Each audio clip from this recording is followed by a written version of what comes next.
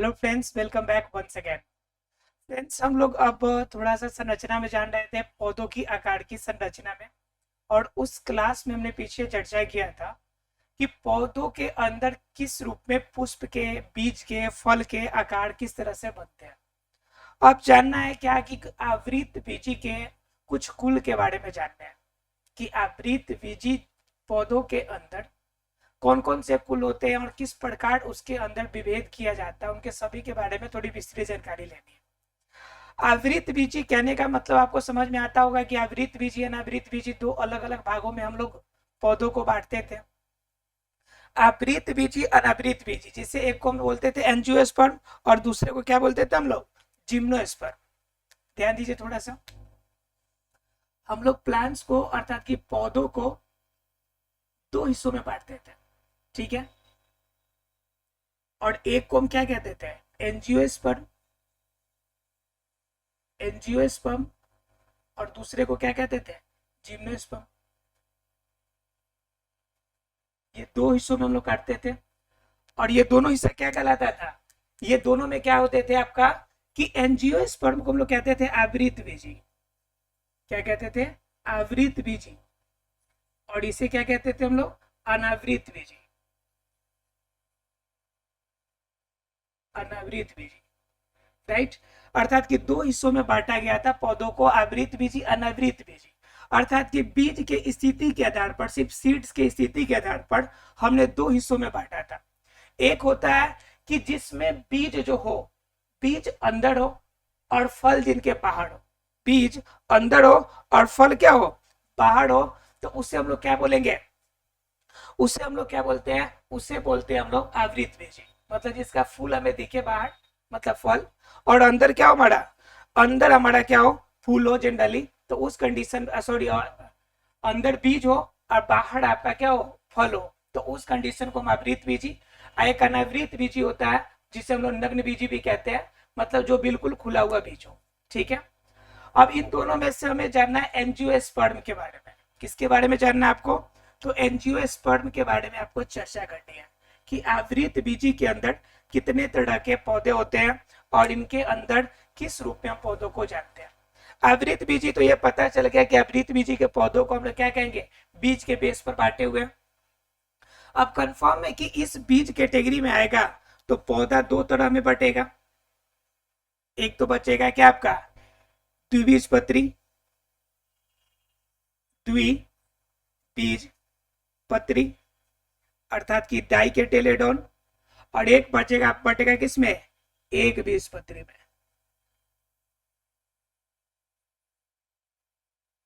यानी कि द्विबीजपत्री और एक बीजपत्री, अर्थात कि मोनोकेटेलेडोन और डाइकेटेलेडोन, दो हिस्सों में बटेगा आपका आवृत बीजी, ठीक है।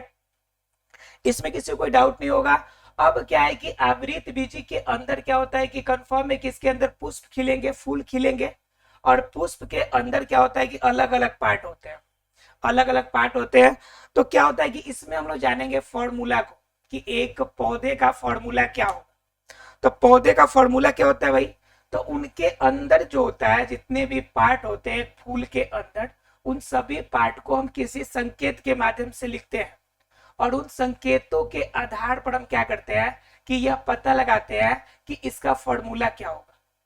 जैसे एग्जांपल में आपको बताते हैं कि पहले पौधे के पुष्प का, देखिएगा यहाँ पे पुष्प बनाते हैं, जरा देखिए, पुष्प के हिस्सों का चर्चा कीजिए।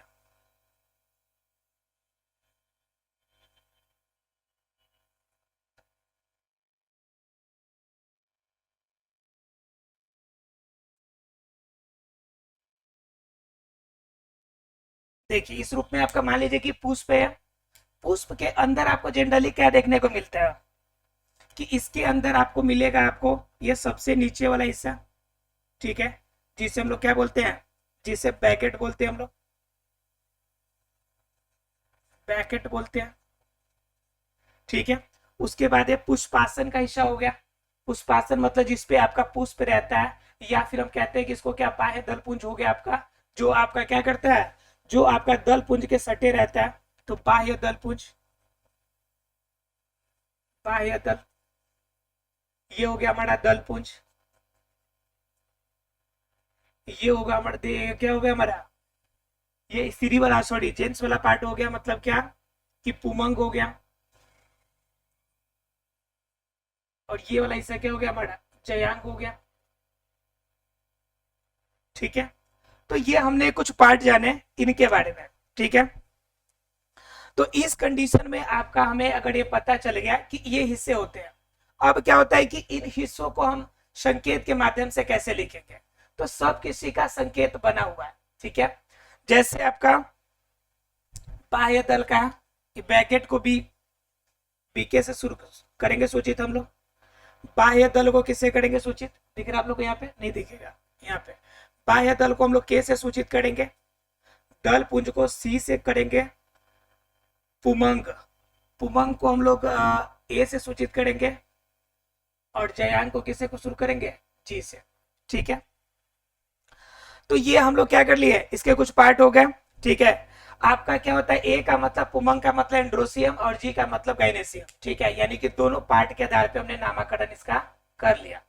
अब क्या होता है कि कभी कभी पौधा क्या होगा कि एक लिंगी होगा, कभी पौधा बहुलिंगी होगा, मतलब कि उभयलिंगी होगा, तो कभी कभी आपका क्या कहते हैं वो मेल डोमिनेटेड होगा, कोई फीमेल डोमिनेटेड होगा, किसी के अंदर दोनों लिंग पाए जाएंगे, तो समस्या उत्पन्न होती है। तो उस कंडीशन में उनके स्ट्रक्चर के आधार पे करेंगे। जैसे मान लीजिए कि अगर मेल वाला हो, अगर ये पौधा क्या हो, मेल हो, ठीक है, तो मेल पौधे के लिए डिनोट करने का तरीका जो है आपका एक सर्कल, और सर्कल के ऊपर एरो मार्किंग, सर्कल के ऊपर क्या, एरो मार्किंग, तो यह क्या डिनोट करेगा कि यह मेल है, क्या यह मेल है। उसी में अगर फीमेल को डिनोट करना होता, तो फीमेल को डिनोट करने का मतलब क्या होता, अगर ये फीमेल वाला होता तो फीमेल का डिनोट करने का तरीका होता कि ओ, ठीक है, और ये आपका टी नीचे।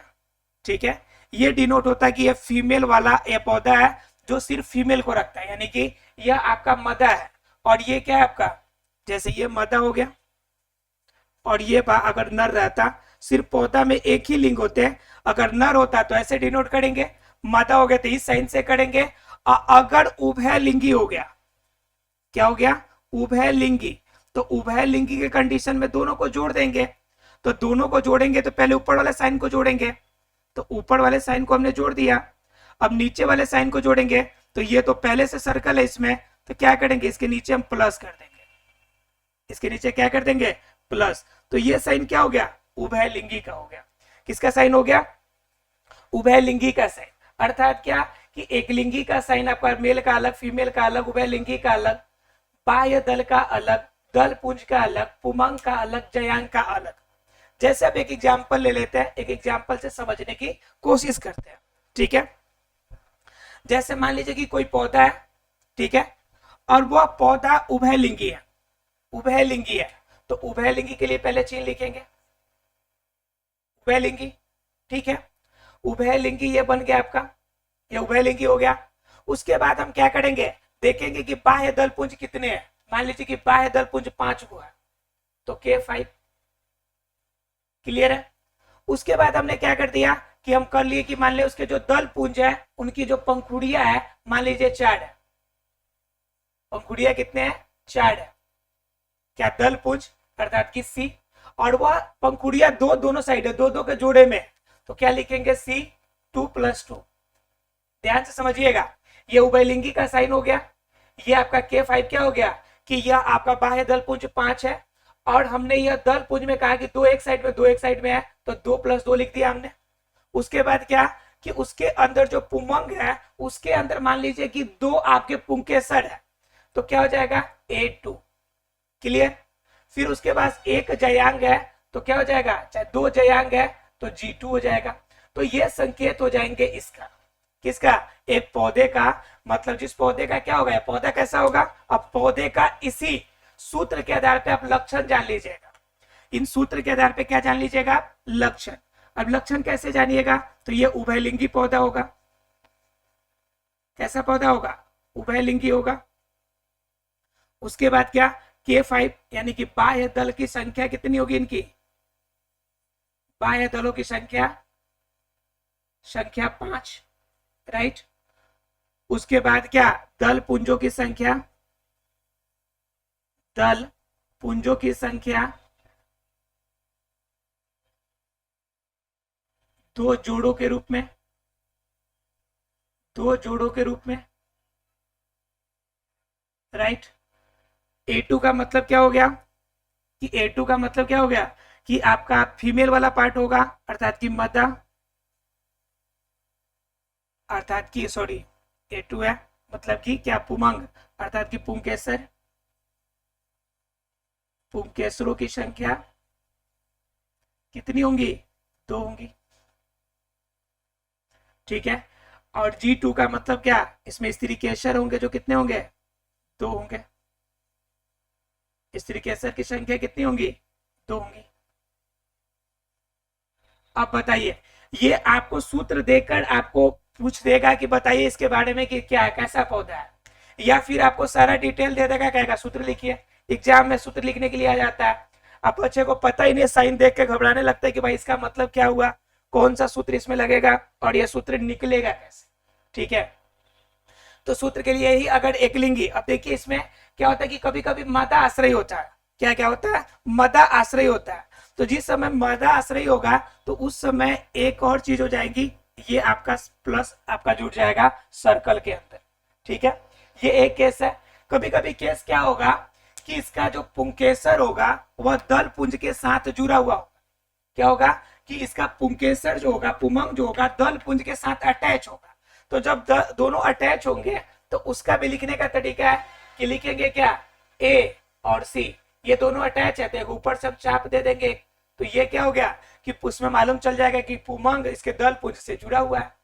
मतलब क्या, पूरे संकेत के माध्यम से जो लिखते हैं इसी को हम लोग क्या बोलते हैं, फॉर्मूला बोलते हैं, अर्थात कि पौधे की फॉर्मूला, ठीक है। तो हम जब जानेंगे आवृत बीजी के बारे में, तो आवृत बीजी के द्विबीजपत्री और एक बीजपत्री के अंदर जितने भी इस कुल के पौधे आएंगे, सभी कुल के पौधों के बारे में हम लोग जानेंगे, और सभी कुल के पौधों को हम क्या करेंगे, उनके संकेतों के माध्यम से जानने की कोशिश करेंगे। तो इसके अंदर कौन कौन से कुल के अंदर आएंगे, तो पहले हम लोग जानेंगे द्विबीजपत्री के बारे में। यहां तक क्लियर है सबको, यानी पौधे के सभी पार्ट को संकेतों के माध्यम से लिखने का तरीका यह क्या कहलाता है, यह आपका आवृत बीजी का क्या कहलाता है, फॉर्मूला कहलाता है। इसे क्या कहते हैं हम लोग, फॉर्मूला। पौधे का क्या है, फॉर्मूला है। क्लियर है सबको, अभी तक मैथ्स में फॉर्मूला पढ़ते थे, अब कहां पढ़ेंगे, बायोलॉजी के अंदर भी हम लोग फॉर्मूला जानने की कोशिश करेंगे। क्लियर है आप लोग को, अगर क्लियर है तो हम लोग द्विबीजपत्री के कुछ आपके कुल के बारे में जानेंगे, ठीक है। और पहला हम लोग जानेंगे ब्रेसिकेसी, किसके बारे में जानेंगे, इसके अंदर बहुत सारे पार्ट होंगे, लेकिन पहला हम लोग जानेंगे किसके बारे में, ब्रेसिकेसी के बारे में।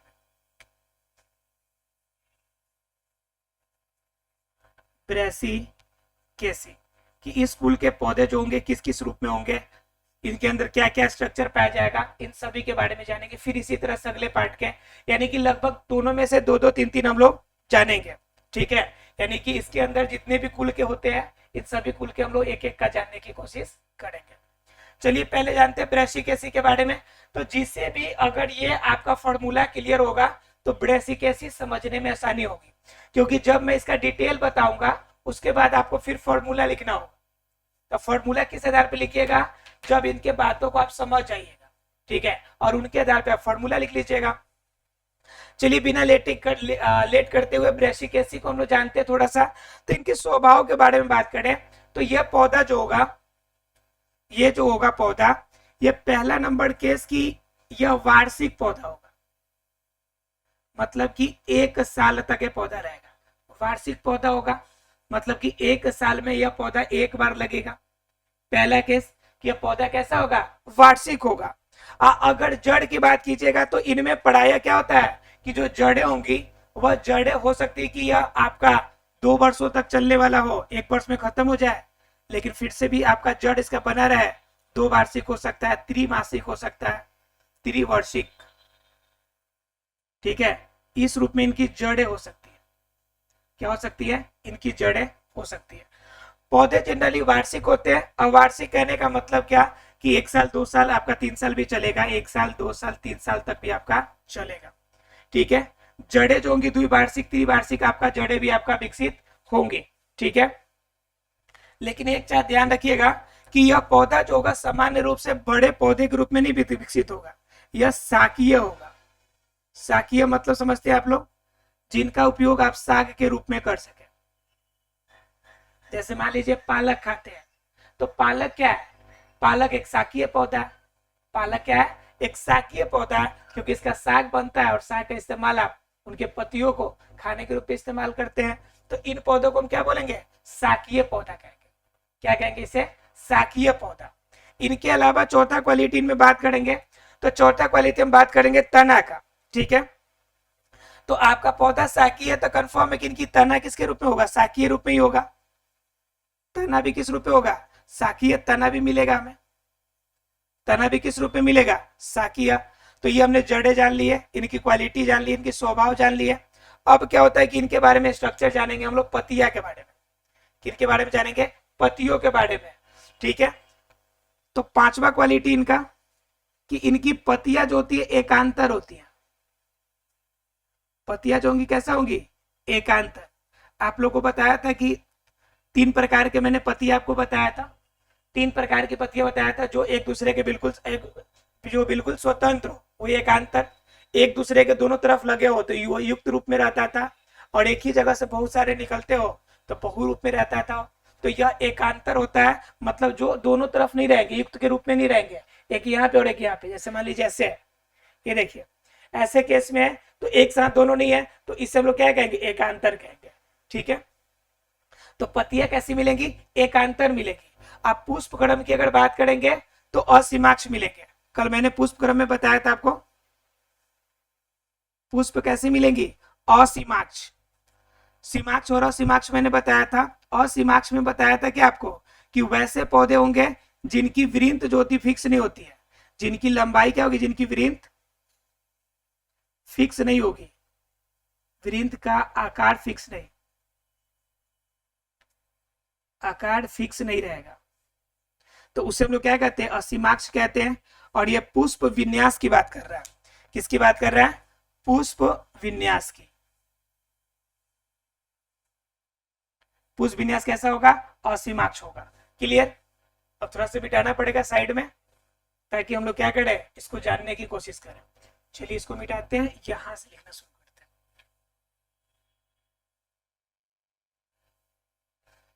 ठीक है, तो पुष्प विन्यास हो गया। अब जानेंगे पुष्प के बारे में। तो पुष्प कैसे होंगे, द्विलिंगी होंगे।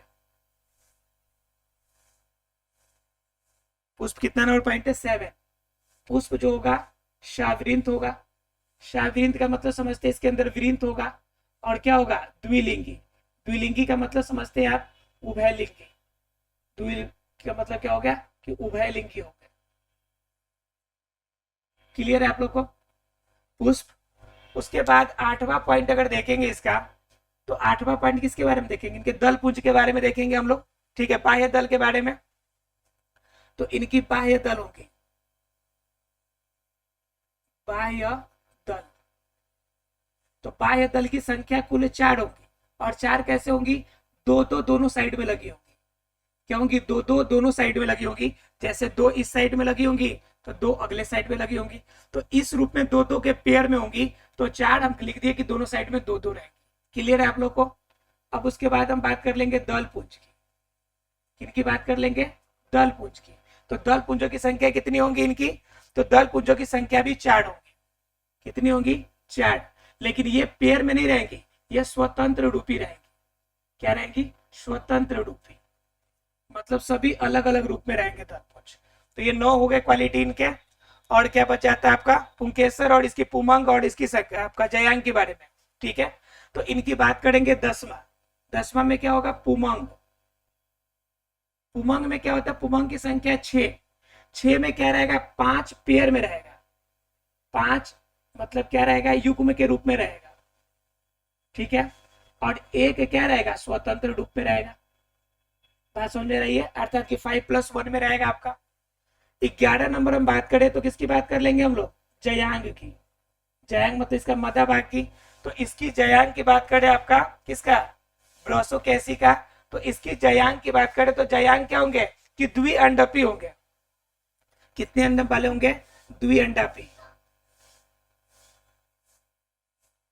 द्विअंडपी, ठीक है, यानी कि 2 अंडे देने वाली होंगी। उसके बाद क्या करेंगे, फल की बात करें तो फल जनरली काष्ठीय फल होंगे। काष्ठीय फल नहीं होता इसका, इसका फल क्या होगा आपका, इसका फल जनरली आपका साकी होगा, तो साकी रूप में आपका फल प्राप्त होगा, यानी कि आपका काष्ठीय फल नहीं होता है, सल्कीय के रूप में होता है, शल्कीय फॉर्म में मिलेगा हमें। उसके बाद क्या होता है कि 13 नंबर फल हो गया। अब क्या बच गया इसके बारे में, तो परागन की बात करें तो पर परागन के द्वारा परागन की क्रिया इसमें होगी। निषेचन की क्रिया क्या करें, परागन होगी, लेकिन पर परागन होगी। अब जरा ध्यान से समझिए, ब्रोसिकेसी के अंदर ये जो होंगे, इनके अंदर हमने 13 क्वालिटी जाने। क्या कि ये पहला नंबर पौधा तो वार्षिक होगा, यानी 1 वर्ष तक रहेगा, 1 2 3 वर्ष तक ये जा सकता है। इनके अंदर अगर जड़े की बात करें तो जड़े द्विवार्षिक त्रिवार्षिक आपके लंबे समय तक ये रह सकती है। सामान्य रूप से ये पौधे जो होंगे शाकीय होंगे, अर्थात साग के रूप में होंगी। उसके बाद तना की बात कीजिएगा तो तना भी शाकीय होती है। उसके बाद पतिया की बात करें तो पतिया कैसी होंगी, एकांतर होंगी, मतलब लगातार एक साथ नहीं होंगी, एक ऊपर होगा एक नीचे होगा, तो पतिया एकांतर होंगी।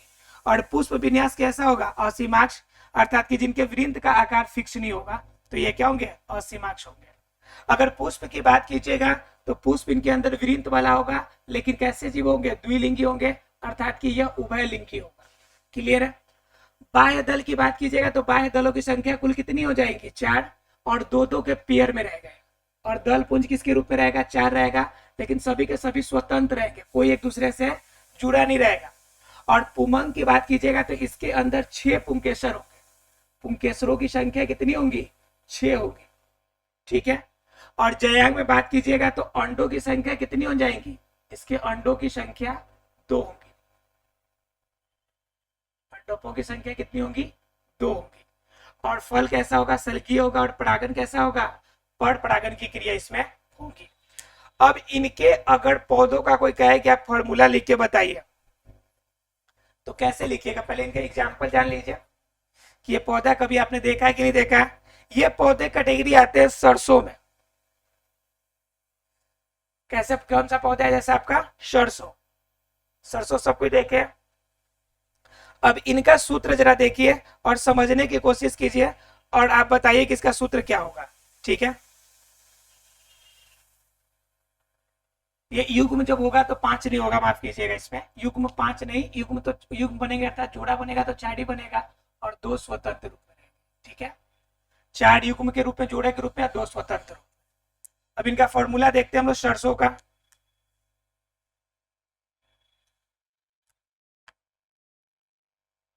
इसके एग्जाम्पल में आएगा सरसों, ठीक है। और सरसों का फॉर्मूला देखने की हम कोशिश करते हैं। सरसों की क्या देखेंगे हम लोग, फॉर्मूला, कि सरसों का फॉर्मूला क्या होगा। तो पहला नंबर क्या चीज कह रहा है कि यह उभयलिंगी होगा, तो उभयलिंगी के लिए संकेत हमारा क्या हो जाएगा, संकेत हो जाएगा ओ, एरो मार्किंग, और नीचे टी, हो गया।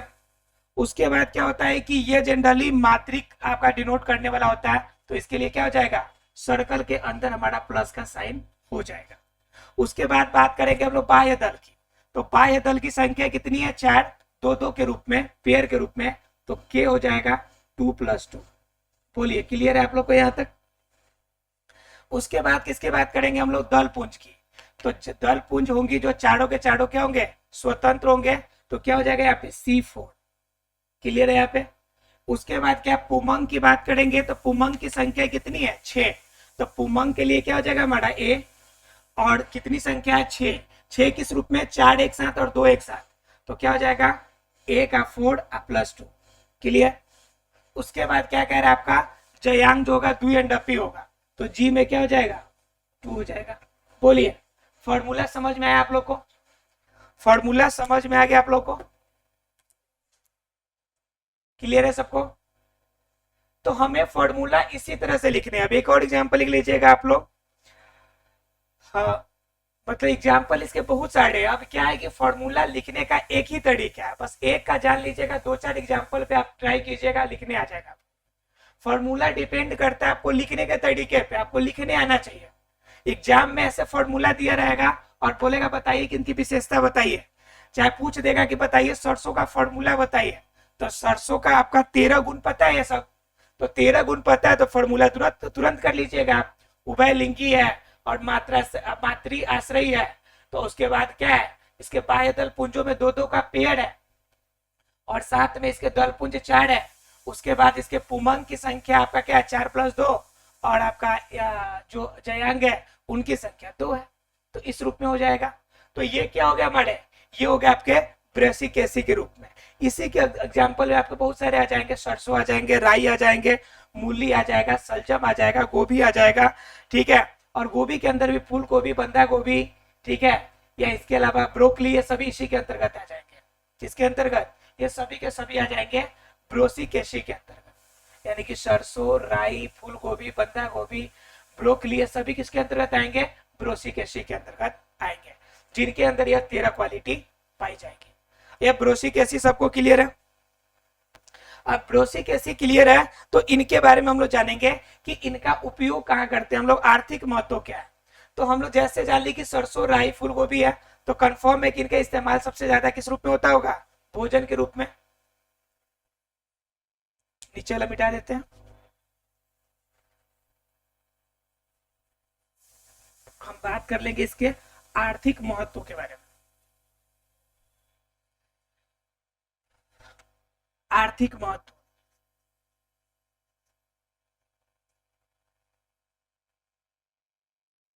तो आर्थिक महत्व में क्या मिलेगा हमें, सरसों से क्या फायदा है बताइए।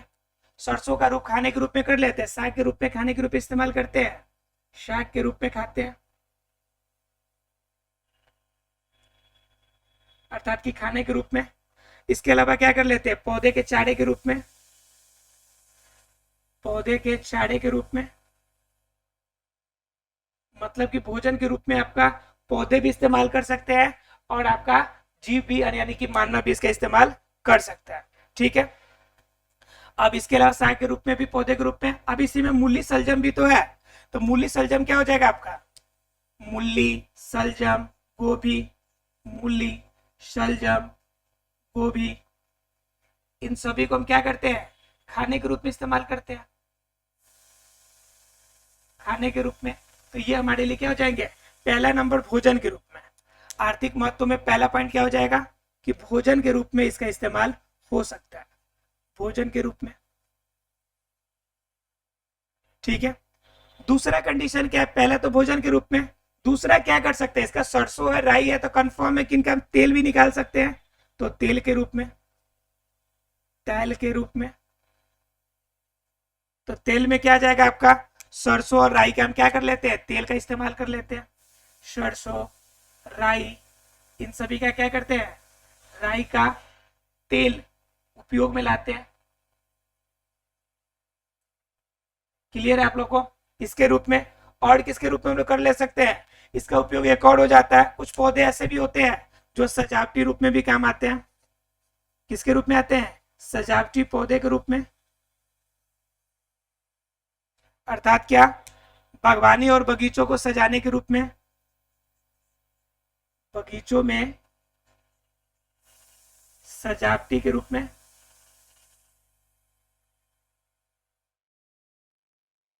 क्लियर है आप लोग को, अर्थात कि इस रूप में, तीनों रूप में इस्तेमाल कर सकते हैं, भोजन के रूप में, तेल के रूप में, सजावटी पौधों के रूप में। अर्थात कह सकते हैं कि ब्रेसिकेसी जो है आपका अलग अलग रूप में आपका इस्तेमाल किया जाता है। क्लियर है आप लोग को फ्रेंड्स, आशा है कि इस चैप्टर में, इस टॉपिक में कोई डाउट नहीं रहा होगा। कल हम लोग जानेंगे इसी के अगले पॉइंट के बारे में, मालवेशी के बारे में। ये ब्रेसिकेसी का था डिटेल, आपको सूत्र निकालना, फॉर्मूला निकालना आ गया होगा। अगर ये निकालना आ गया होगा तो आगे की दो आपके इसके अन्य आपके पार्ट जो होंगे द्विबीजपत्री के,